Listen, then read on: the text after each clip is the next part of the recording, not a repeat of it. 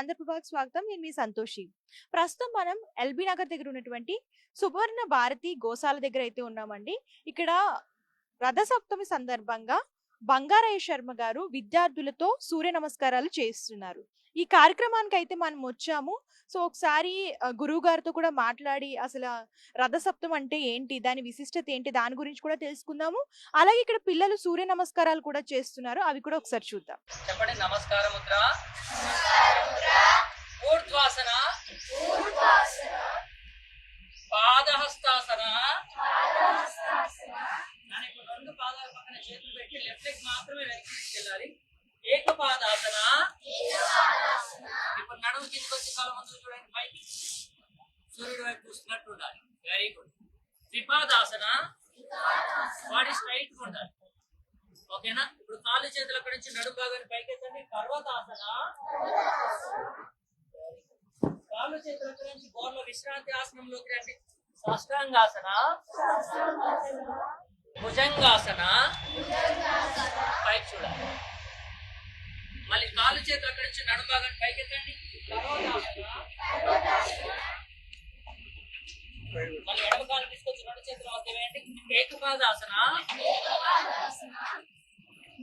త్రిపాదాసన. రెండో కాలు కూడా ఉంది. పాదాలు స్ట్రైట్ పెట్టి తల మోకాలు కానించబోయిందండి.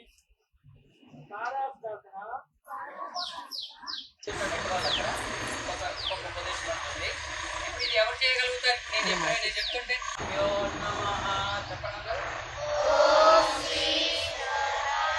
సూర్యనారాయణ దేవతాభ్యో నమః. చూడండి. ఊర్ధ్వాసన, పాదాస్తాసన, ఏకపాదాసన. ఒకటి బాగా వెనక్కి తీసుకెళ్ళి నడుము కిందకి వచ్చు, తలపైకి కూడా. Very good. త్రిపాదాసన, బాడీ స్ట్రైట్ గా తల ముందు చూడాలి. పర్వతాసన. Okay, very good.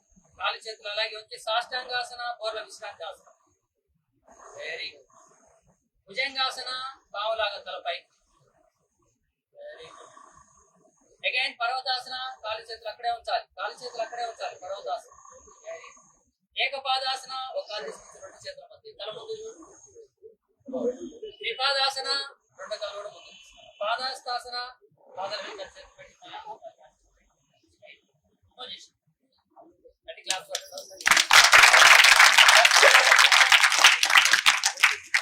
దేవతాభ్యో నమః.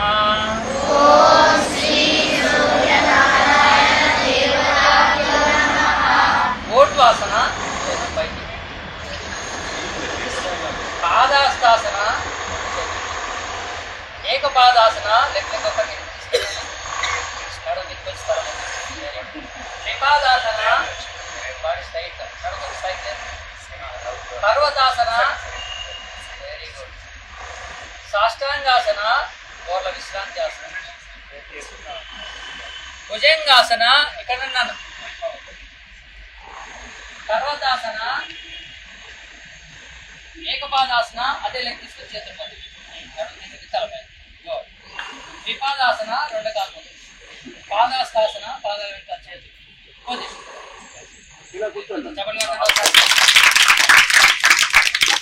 ఎవరికైనా యోగా చేస్తే ఏమిటి మనకి బెనిఫిట్? ఎవరో చెప్తారు. కొంచెం గుడ్ గర్ల్ చెప్తా. Mind relaxation, body free, exercise, health benefits, concentration. ఎవరైనా మీకు ఫీజు కట్టి చదువు చెప్పి అన్ని చేస్తే వాళ్ళకే దండం పెడతామా పెట్టమా? కరెక్టేనా? చాలా గొప్ప వాళ్ళ కింద భావించి గ్రాటిట్యూడ్ చూపిస్తాం. మరి ఇవాళ నీ బాటిల్లో వాటర్ ఉండడానికి కారణం సూర్యుడు. ఆయనకి గ్రాటిట్యూడ్ చూపించాలా? చూపించకపోతే వాడుకొని వదిలేసిన వాడము. అవునా? గ్రాటిట్యూడ్ ఆయనకి ఏమి ఇవ్వగలం మనం? కరెక్ట్గా గ్రాటిట్యూడ్ చూపించాలా? ఎక్కడి నుంచి ఎవరి నుంచి ఏదొచ్చినా చిన్న ఉపయోగం ఉన్నా we have to show gratitude. అవునా? ఇప్పుడు మీకు ఇంకో విషయం చెప్తాను. మనం ఇప్పుడు నీళ్లలో ఉన్నామా? లేమా? నీళ్లలో లేవా? ఉన్నామా? ల్యాండ్ మీద ఉన్నామా? నేను అంటాను మనం నీళ్ళల్లో ఉన్నాము అని చెప్తాను. నాతో ఒప్పుకుంటే వాళ్ళు చేయలేపండి. వీఆర్ ఇన్ వాటర్ అంటే నా మీద నమ్మకంతో చేయలేపావా, తెలిసి చెప్పావా? ఎలా? నేను ఇప్పుడు వాటర్ లో ఉన్నాను. నేను ఇప్పుడు వాటర్ మధ్యలో నిల్చొని ఉన్నా. ఎంతమంది నమ్ముతారు? నేను చెప్తున్నాను నేను నీళ్ల మధ్యలో ఉన్నాను. నమ్ముతావా నువ్వు? ఓకే, నువ్వు ఎలా? కాదు నాన్న, ఆ బాటిల్ ఇస్తున్నా బారే, నా చేతిలో బాటిల్ లేదు కదా, బట్ నేను నీళ్లలో ఉన్నాను అని చెప్తున్నాను. నేను ఎక్కడున్నాను? నీళ్లలో ఉన్నాను అని చెప్తున్నాను. చాలా పెద్ద స్టేట్మెంట్ కదా. రైటా రాంగా? రాంగ్. రైట్ ఎలా? How it is right, how it is right, it is wrong, how it is wrong. Very good, very good. ఏముంది? మన చుట్టూతా వాటర్ వేపర్ ఉంది. అంటే ఎప్పుడైనా సముద్రంలోంచి నీళ్లు ఆవిరై ఆకాశంలోకి ఎవరైనా చూసాడా? హ్యూమిడిటీ అంటారు, తెలుసా? మీకు ఐడియా ఉందా? తేమ, గాలిలో తేమ, the wetness in the air. అవునా? గాలిలో తేమ. సరే, ఇప్పుడు నేను వాటర్ మధ్యలో ఉంటేనే బతుకుతా. ఇదే ఎడారిలో ఉంటే నన్ను ఇప్పుడు కాపాడుతోంది ఏంటి? వాటర్. నా చుట్టూతా ఆవిరిగా హ్యూమిడిటీ వాటర్ ఉంది, కానీ ఇది మన కళ్ళకి కనిపించట్లేదు. అవునా? గాలిలో తేమ ఎంత అని లెక్క వేసుకుంటారు కదా, కరెక్ట్ అయినా? ఎప్పుడైనా తెలుసా మీకు? హ్యూమిడిటీని కౌంట్ చేసే విన్నారా? తెలియదు. ఓకే, ఇప్పుడు చలికాలంలో ఉన్నప్పుడు కొంచెం చల్లగా ఉంది కదా, ఇప్పుడు కొంచెం వేడిగా ఉంది కదా. దేని వల్ల ఇది తేడా వచ్చింది? సూర్యుడి వల్ల తేడా వచ్చింది. Very good. కానీ మధ్యలో వాటర్ ఉంటుంది చూడు, ఈ భూమి మీద మంచు లాగా వచ్చి రకరకాలుగా వాటర్ కనిపిస్తుంది. మంచు చూసారు కదా మీరు అందరూ? అది కంటికి కనిపిస్తుంది, మంచు అయింది కాబట్టి. మంచు కాకపోయినా అది ఉంది, దానినే తేమ అంటారు. ఇప్పుడు మనం ఇక్కడ నిల్చొని మాట్లాడి బతుకుతున్నాము అన్నా కూడా మన చుట్టూ ఉన్న సూర్యుడు ఏం చేస్తున్నాడు? ఆయన కిరణాలతో భూమి మీద ఉన్నటువంటి నీళ్ళన్నింటినీ హ్యూమిడిటీ కింద మేనేజ్ చేస్తున్నాడు. అర్థమైందమ్మా? సో మనతో పాటు బంగారయ్య శర్మ గారు ఉన్నారు. నమస్తే అయ్య గారు. నమస్తే అమ్మా. అసలు రథ సప్తమి అంటే ఏంటి, దాని విశిష్టత గురించి చెప్పండి. సప్తాశ్వరథమారూఢం ప్రచండం కశ్యపాత్మజం శ్వేతపద్మధరం దేవం తం సూర్యం ప్రణమామ్యహం. రథసప్తమి చాలా విశేషమైనటువంటి పర్వం. సూర్యనారాయణమూర్తి యొక్క జయంతిగా మనం దాన్ని చెప్పుకుంటాం. మాఘమాసంలో శుద్ధపక్షంలో ఏ సప్తమి వస్తుందో ఆ సప్తమి సూర్య జయంతి అనేది మనకి అనాదిగా వేల సంవత్సరాలుగా నానుడిగా ఉంది. కాబట్టి ఇలాంటి మహత్తరమైనటువంటి రోజున ఆ సూర్యనారాయణమూర్తి యొక్క అనుగ్రహాన్ని పొంది ఆ ప్రత్యక్ష సాక్షి, ఆ కర్మసాక్షి అయినటువంటి మహాత్ముడైన సూర్యనారాయణమూర్తిని ధ్యానం చేసి ఇవాల్టి రోజున ఎవరు ఆ స్వామిని కొలుస్తారో వాళ్ళందరూ కూడా తరిస్తారు. ఆ సూర్యుడి యొక్క సంపూర్ణమైనటువంటి శక్తిని ఒడిసి పట్టగలుగుతారు. అందుకనే ఇవాల్టి రోజున ఖచ్చితంగా సూర్య నమస్కారాలు చేయడం, సూర్యనారాయణమూర్తికి అరుణం చెప్పించి బ్రాహ్మణులతోటి చేయించడం, లేదు సూర్యుడికి సంబంధించినటువంటి పురాణాలు భవిష్య పురాణంలో చాలా విశేషంగా ఉంటుంది, అలాంటి వాటిల్లో ఉండే శ్లోకాలను ఒక్కసారి పఠనం చేయడం, లేదు కనీసం ఆదిత్యాయ చ సోమాయ మంగళాయ బుధాయ చ గురుశుక్ర శనిభ్యశ్చ రాహవే కేతవే నమః అని చెప్పుకోవడం. ఇవాళ రోజున మనం చాలా విశేషంగా సూర్యుణ్ణి అర్చించుకోవాలి, ఆయన జన్మదినం కాబట్టి. ఈరోజు విద్యార్థులతో ప్రత్యేకంగా సూర్య నమస్కారాలు చేయించారు కదా, దాని గురించి వివరించారు. విద్యార్థి నా దృష్టిలో ప్రపంచంలో 99.99 సంవత్సరాల జీవితం గడిపిన వాళ్ళు కూడా విద్యార్థే. అయితే వాళ్ళందరూ శిశిర ఋతువు లాంటి వాళ్ళు. నిన్ననే మనకి చక్కగా ఈ కార్యక్రమం జరిగి వసంతోత్సవం చేసుకున్నాం. వసంత పంచమిగా చెప్పుకున్నాం. అంటే వసంతము యొక్క లక్షణాలు వచ్చినాయని. పెద్దవాళ్ళందరూ శిశిర ఋతువు లాంటి వాళ్ళు అయితే ఇప్పుడే వచ్చేటటువంటి వసంత ఋతువు లాంటి వాళ్ళు పిల్లలు. ఈ పిల్లలతో ఈ వసంత పంచమి అదేవిధంగా ఈ రథ సప్తమి సందర్భాల్లో సూర్యనారాయణమూర్తి యొక్క ఆరాధన, వారితో ఈ సూర్య నమస్కారాలు ఆసనాలు గనక మనం చేయించినట్లయితే భారతదేశపు భవిష్యత్ తరము ఆరోగ్యంగా, బలంగా, పటిష్టంగా, విజ్ఞానవంతంగా, బద్ధకం అనేటటువంటిది దూరం చేసుకునేదిగా, విశేషమైనటువంటి జ్ఞానాన్ని సముపార్జన చేయడానికి యోగ్యంగా శరీరం తయారవుతుంది. జ్ఞానముతో ఆరోగ్యంతో కూడినటువంటి ఇది. దీని పేరే సూర్య నమస్కారాలు. ఈ సూర్య నమస్కారాలు చెయ్యాలి అని చెప్పింది వేదం. ఈ వేదంలో సూర్య నమస్కారాలు రావడానికి మూల కారణ భూతము సూర్యనారాయణమూర్తి.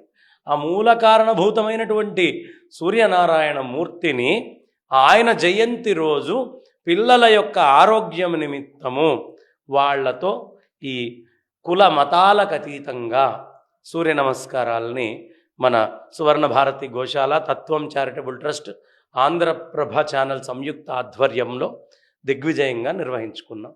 రథసప్తమి రోజున సూర్యుడి యొక్క గొప్పతనాన్ని, సూర్యుడికి మనకు ఉన్నటువంటి బంధాన్ని, మనకు సూర్యుడికి ప్రకృతికి ఉన్నటువంటి బంధాన్ని, మన శరీరంలో జరిగేటువంటి జీవ రసాయనిక చర్యలు, మనకు ప్రకృతికి ఉన్నటువంటి అనుబంధాన్ని మొత్తాన్ని కూడా చాలా వివరంగా మీకు వివరించడం జరిగింది.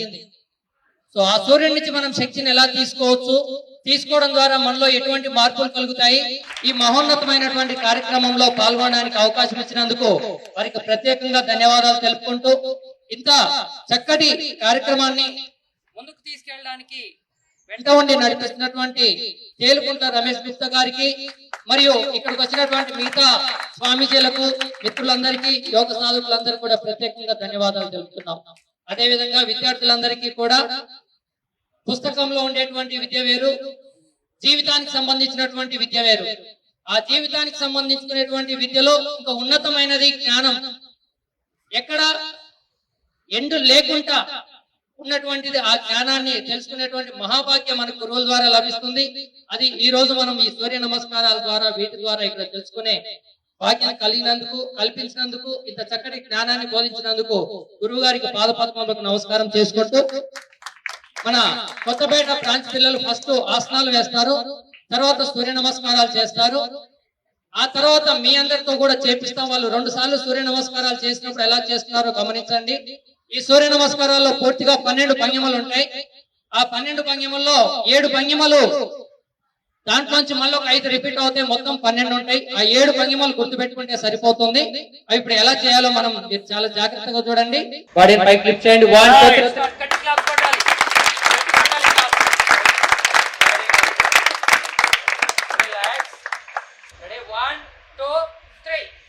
గట్టి క్లాస్ కొట్టాలి ఒకసారి. Ready 1 2 3 4 number come on. Ready 1 2 3 lift చేయాలి బాడీని. గుడ్.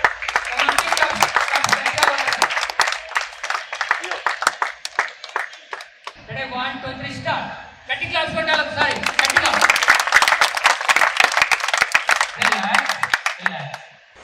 ఓం శ్రీ సూర్యనారాయణ దేవతాభ్యో నమః. ఓం శ్రీ సూర్యనారాయణ దేవతాభ్యో నమః. ఓం మిత్రాయ నమః. ఓం మిత్రాయ నమః. ఊర్ధ్వాసన, చేతులు పైకి తీసుకెళ్ళండి. Very good. పాదహస్తాసన, 2 చేతుల్ని కిందికి తీసుకురండి. 2 కాళ్ళ పక్కనే అరచేతులు చేసి ఎడమ కాలు వెనక్కి తీసుకెళ్ళాలి. ఏకపాదాసన, లెఫ్ట్ లెగ్ ని బాగా వెనక్కి తీసుకెళ్ళండి. నడుము కిందకు ఉంచండి, తల పైకి చూడండి. Very good. ద్విపాదాసన, 2 కాళ్ళు కూడా వెనక్కి తీసుకెళ్ళండి. బాడీ స్ట్రైట్ గా ఉండాలి. Very good. పర్వతాసన, కాళ్ళు చేతులు అక్కడే వచ్చి నడుము భాగాన్ని పూర్తిగా పైకెత్తాలి, తల లోపలికి పెట్టాలి. Very good. సాష్టాంగాసన, గోర్ల విశ్రాంతి ఆసనం,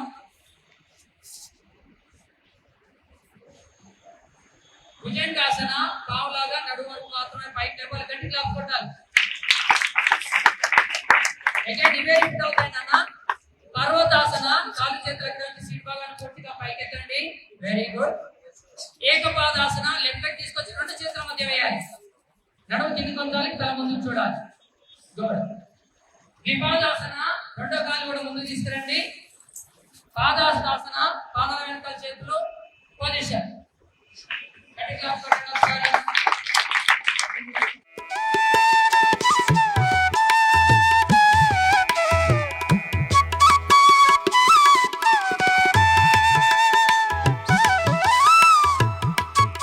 గురూజీ, మన హైందవ ధర్మంలో ఒక్కొక్క రోజు ఒక్కొక్క దేవునికి అంకితం చేస్తాము. ఆదివారం వచ్చేసరికి అందరూ కూడా రిలాక్స్ అయిపోతారు. అసలు ఆదివారం ప్రత్యేకంగా సూర్య భగవాన్ని పూజిస్తూ ఉంటారు కదా. సో ఎందుకు ఆదివారమే సూర్య భగవాన్ని పూజించాలి? దాని వెనకాల ఉన్న చరిత్ర ఏంటో చెప్పగలరా? అమ్మ, ఆది అంటే మొదలు, బిగినింగ్. ఈ మొత్తం మిగతా గ్రహాలన్నీ ఎక్కడి నుంచి వచ్చినాయి? బిగ్ బ్యాంగ్ థియరీ తీసుకుంటే సూర్యుడి నుంచే ఇవన్నీ కూడా రావడం జరిగింది. అవునా? అంటే ఈ అన్ని గ్రహాలు వీటి సంచారాలకి ఆది ఏమిటి? సూర్యనారాయణమూర్తి. ఆదివారం, అందుకనే ఆయన్ని మనం గ్రహరాట్ అని పిలుస్తాం, గ్రహాలకి రాజు అని. అన్ని గ్రహాలు ఆయన యొక్క పెరిఫెర్నీలియాల్లో ఆయన గ్రావిటీ ఇంపాక్ట్ తోటి పనిచేస్తున్నాయి కాబట్టి ఆయన్ని గ్రహాలన్నిటికీ రాజుగా మనం పేర్కొంటాం.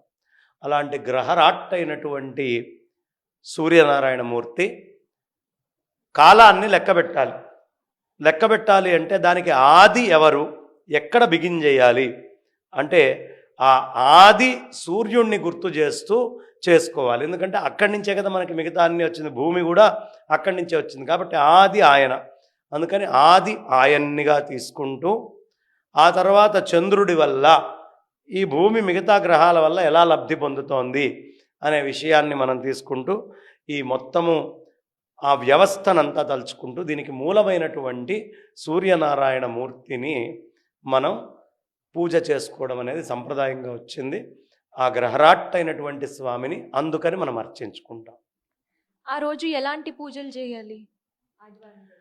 ఆదివారం రోజు ఈ కాలంలో పండేటటువంటివి రేగిపండ్లు. ఈ రేగిపండ్లు కాసిన నీళ్లల్లో వేసుకోవాలి. ఆ సూర్యుడు బాగా శక్తిని గ్రహించేటటువంటి చెట్టు ఏదైనా ఉంది అంటే జిల్లేడు చెట్టు. దాన్ని అర్కపత్రము, అర్కవృక్షము అని కూడా అంటారు. అర్కము, శ్వేతార్కము అంటారు. ఈ అర్కము ఏదైతే ఉందో దీని యొక్క వేర్లతోటే మనం చిచ్చుబుడ్లు, రాకెట్లు అన్నీ తయారు చేసేటప్పుడు వాటిని కాల్చి ఆ భస్మాన్నే సూర్యకారము అంటాం. ఏమంటామమ్మా? సూర్యకారం. అంటే సూర్యుడి యొక్క కిరణం యొక్క సారము ఇందులో ఉందయ్యా, అది పోదు కాల్చిన తర్వాత కూడా అని చెప్పి ఆ బొగ్గుని వాడతాం మనం సూర్యకారం కింద. అందుకని ఆ స్వామి యొక్క ఆ అర్కపత్రాలను తీసుకొచ్చి తల మీద, భుజాల మీద, సంప్రదాయం ఉంటే కుర్చీలో కూర్చొని కాళ్ళ తొడల మీద, కింద మోకాళ్ళ మీద 7 ఆకులు పెట్టుకుంటారు, లేదా 3 ఆకులు పెట్టుకుంటారు, 5 ఆకులు పెట్టుకుంటారు. ఎవరింటి ఆచారం ప్రకారం వాళ్ళు ఆ ఆకులని పెట్టుకొని అన్ని కొత్త బియ్యం కూడా కాస్త నీళ్ళల్లో వేసి వేడి నీళ్ళల్లో పూర్తిగా తైలం రాసుకొని అభ్యంగ స్నానం చేయాలి. స్నానం చేసిన తర్వాత చక్కగా సూర్యనారాయణమూర్తికి అర్ఘ్యప్రదానాలు అన్నీ కూడా వదిలిపెట్టి సంధ్యా సమయంలో స్వామిని నమస్కరించుకొని కొత్త బట్టలు ధరించాలి. కొత్త బట్టల్ని ధరించి అది మడిగా కట్టుకునేవాళ్ళు మడి సంప్రదాయంలో చేసుకుంటారు, మామూలుగా ధావళీలు అవి కట్టుకుంటారు. సూర్యనారాయణమూర్తి యొక్క కిరణాల్లో ఆవు పేడలో కూడా సౌరశక్తి ఎక్కువగా గుంజుకోబడుతుంది. ఈ సౌరశక్తితోటి నిండినటువంటి దీన్ని, కొత్తగా వచ్చినటువంటి బియ్యాన్ని, బెల్లాన్ని, మంచి ఆవు నెయ్యిని అంతా వేసి ఆ పాలని బాగా ఉడికించి 3 పొంగులు వచ్చిన తర్వాత అందులో ముష్టి అట్లా చక్కగా ముష్టి అంటే ఇట్లా పట్టుకునే తీసుకొని ఆ కుండలో బియ్యం వేసి మెల్లిగా ఉడికించి అది పొంగి కింద ఆ పిడకల్లో పడేటట్టుగా నమస్కరించుకొని ఆ తర్వాత పొయ్యికి కుండకి అన్నిటికీ పూజ చేసుకొని ఆ ఉడికిన తర్వాత దాన్ని తీసి సూర్యనారాయణమూర్తికి అర్చన చేసుకొని, సూర్యుడి కిరణాల్లోనే ఇది వండాలి. అర్చన చేసుకొని ఈ అర్చన చేసిన తర్వాత అర్చనలో కూడా ఇవాల్టి రోజున బొట్టం పెట్టుకోవాలి అన్నారు. ఎర్రచందనం పెట్టుకుంటే చాలా విశేషం. సూర్యుడికి ఎర్రచందనం అంటే చాలా ప్రీతి కాబట్టి రెడ్ శాండల్ దాన్ని అరగదీసి చక్కగా బొట్టు పెట్టుకొని స్వామివారికి కూడా బొట్టు పెట్టి పూజ చేసి అర్చన చేసి ఆ స్వామివారిని అర్చించిన తర్వాత ఈ వండిన పాయసాన్ని చిక్కుడు ఆకుల్లో వేసి 12 ఆకుల్లో వేస్తారు. అలా ఎవరి సంప్రదాయం వాళ్ళది. మళ్ళీ ఇక్కడ కూడా వాళ్ళు దానికి తగ్గట్టుగా రథం ఒకటి చేసి ఆకుల్లో వేసుకొని ఆ చిక్కుడు గింజలతోటి అలా రథం చేసి దాని మీద ఆకు వేసి ఆ పుల్లలన్నీ పెట్టి దాని మీద ఈ పరమాన్నము అన్నీ పెట్టి చక్కగా సూర్యనారాయణమూర్తికి అర్పిస్తారు. కారణం ఏమిటి అంటే నిన్నటిదాకా అమృత కిరణాలన్నీ కూడా ఈ భూమి మీద ఎక్కువ అందించిన వాడు చంద్రుడు. ఇప్పటి నుంచి ఎందుకు లాంగ్ టైం చంద్రుడికి ఎక్కువ, సూర్యుడికి తక్కువ టైం ఉంది. చలికాలము, కార్తీకము, మార్గశిరం, పుష్యం అంతా. మాఘం వచ్చేటప్పటికి ఇక్కడి నుంచి సరి చేసుకుంటూ ఉంటారు ఆయన యాక్సిల్ని చేసుకొని ఇక పూర్తిగా సూర్యుడి యొక్క ప్రచండం పెరిగి ఆయన యొక్క టైం ఎక్కువ ఉంటుంది డేలో. సో సూర్యుడు ఎక్కువ ఉండేటటువంటి డే అంతా ఉత్తరాయణం కింద యాక్సిల్ మార్చుకున్నాడు కాబట్టి ఆ సూర్యనారాయణమూర్తి యొక్క యాక్సిల్ చేంజ్తో పాటు మన బాడీలో వైటమిన్ డీలను వీటన్నిటిని అబ్జార్బ్ చేసుకోవడానికి, సౌరశక్తిని అబ్జార్బ్ చేసుకోవడానికి ఆవు మోపురంలో ఒక అద్భుతమైనటువంటి నాడీ వ్యవస్థ ఉంటుంది.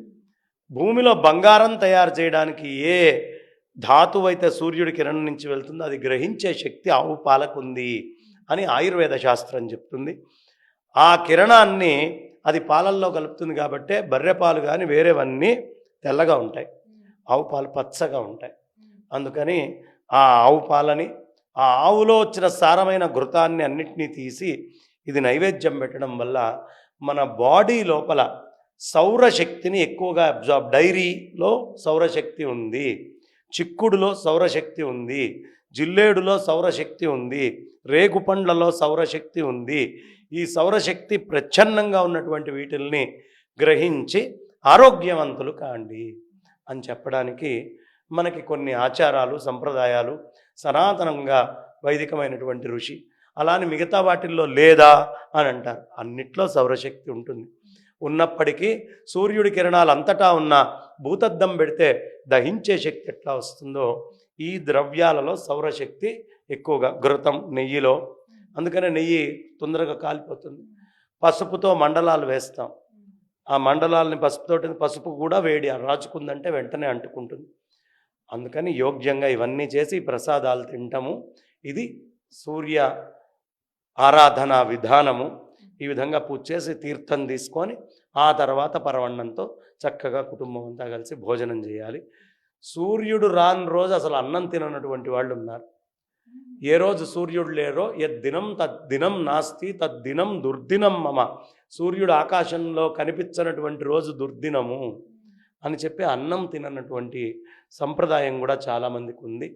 కాబట్టి ఈ విధంగా సూర్యుడిని ఆరాధన చేసుకొని ఆ తర్వాత భోంచేయాలి. ఓం ఆభిర్గీర్భిర్జలుతో నవోనమార్జాదహరివో వర్ధమానః యదా స్తోత్రో మహిగోత్రానుజాసి భూతిష్ఠభాజో అథతే స్యామా బ్రహ్మప్రావాదిష్మతన్నో మాహాసీత్.